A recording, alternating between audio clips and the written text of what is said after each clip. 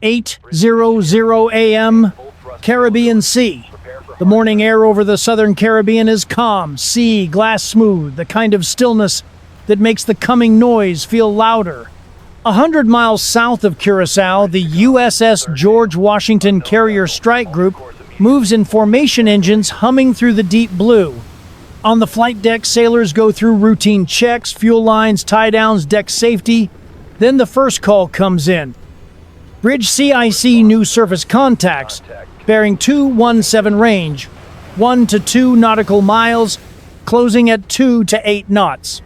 In the red glow of the Combat Information Center CIC aboard the USS Gravely DDG-107, the mood shifts instantly. 3 radar returns tight, formation speed high. Not cargo ships, not fishermen, and not shadowing blocking. The operator adds CPA under 3 miles, intercept vector confirmed. The captain leans over the console. Classification possible Venezuelan patrol craft, sir.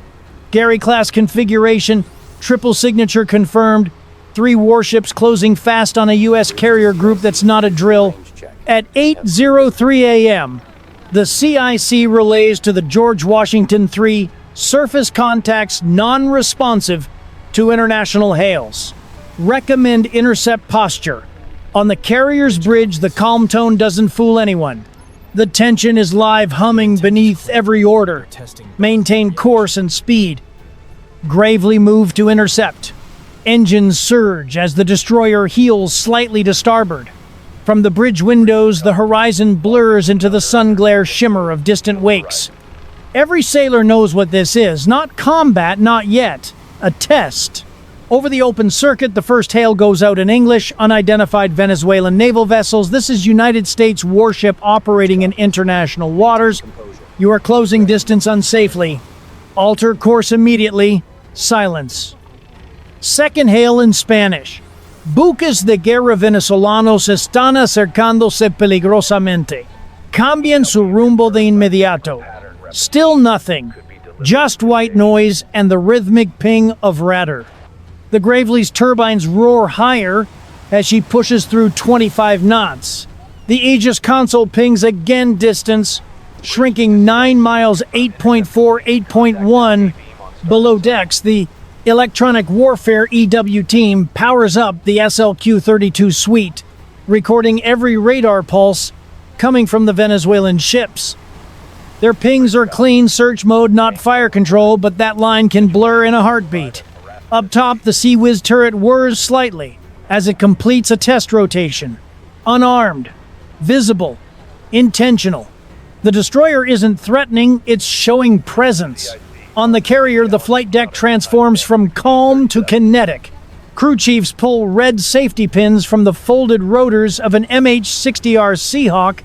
The air smells of jet fuel and ocean salt. Razor 2-1 standby for launch. The Seahawk's crew moves fast, every gesture drilled to instinct. Pilots strap in comm checks, roll down the line. The jet blast deflectors rise.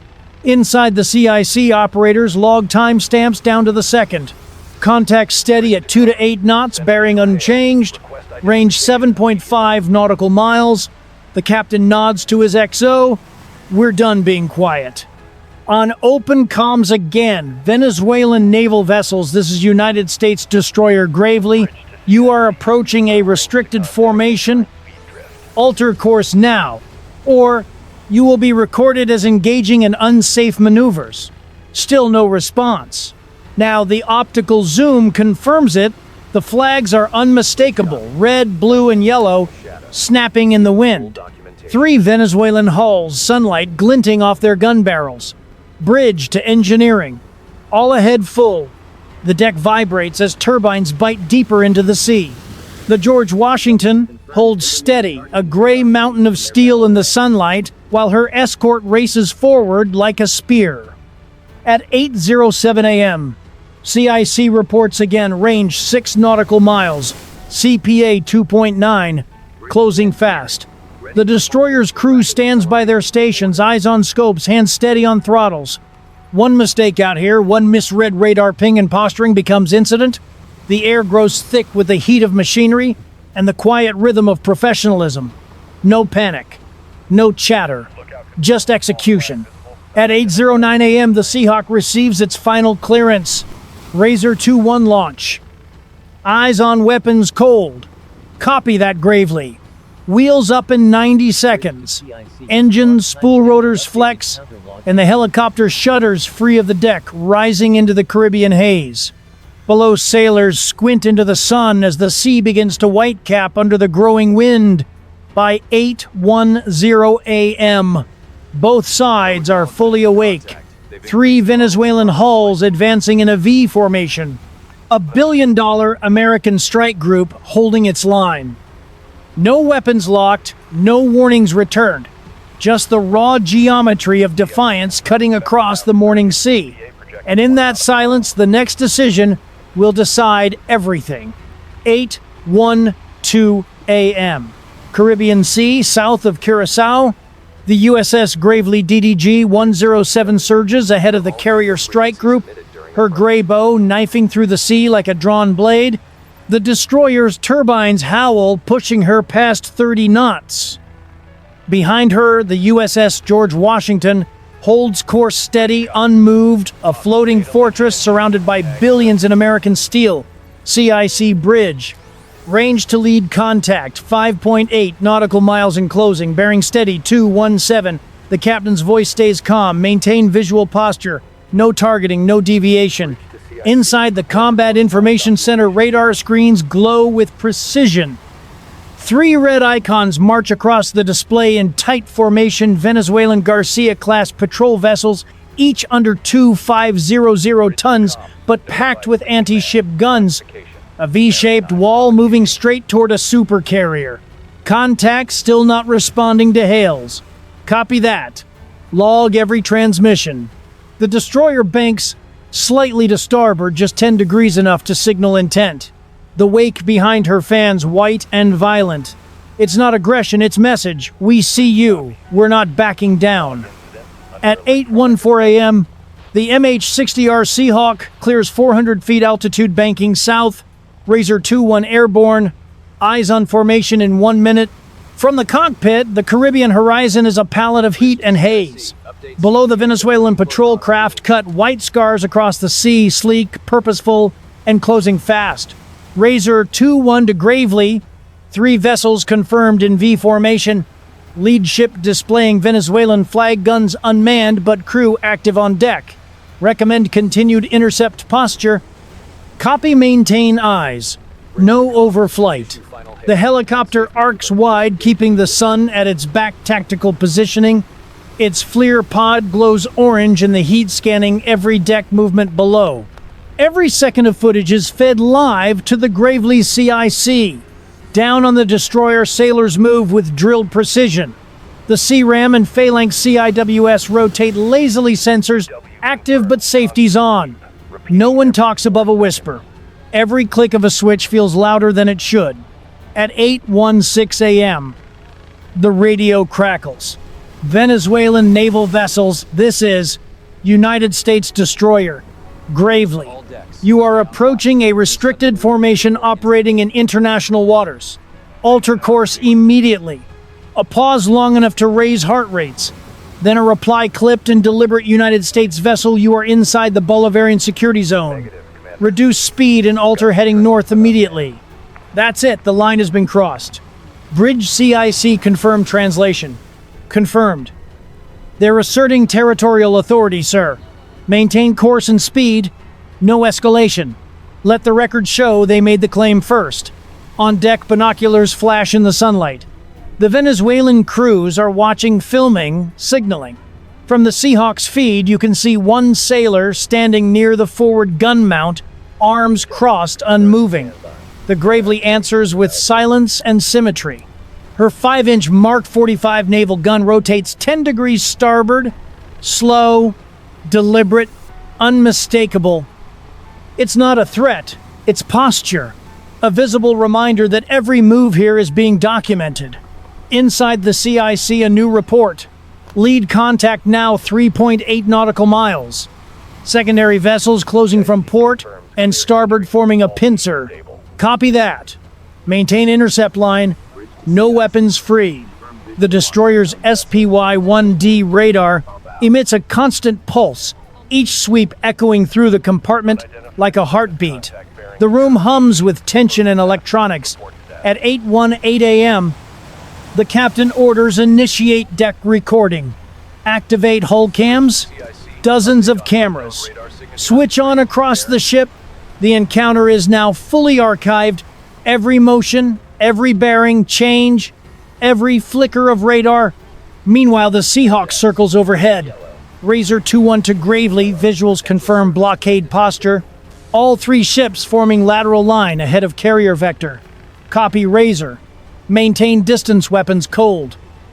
The footage shows it clearly now. The Venezuelan ships aren't shadowing. They're creating a wall across the sea parallel to the carrier's path. At 8:20 a.m., CIC reports range 3.2 nautical miles, CPA dropping to 2.8, contacts holding speed at 28 knots. Inside the destroyer, every muscle tenses. If the Venezuelans don't alter course, the Gravely will reach interception in under 2 minutes. Helm, maintain course. Aye, sir. Steady as she goes. The destroyer's bow slices through the swell, spray washing over the forward deck. The sound of turbines fills the air, deep rhythmic controlled. Razor 2-1 to Gravely-led vessel reducing speed. Repeat lead vessel dropping to 20 knots. Wake decreasing.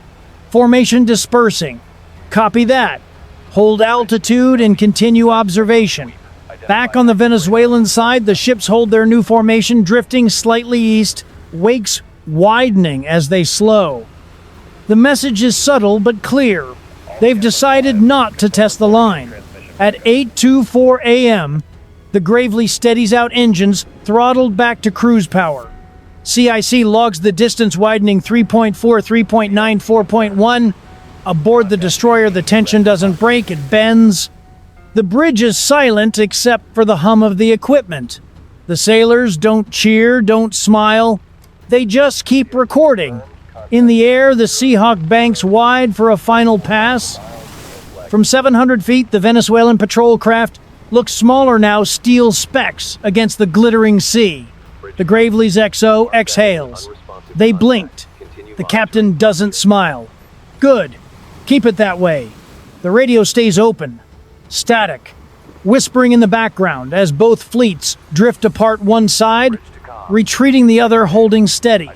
8:26 a.m. Range 4.8 nautical miles. Standoff easing. But every sailor on the Gravely knows this isn't over.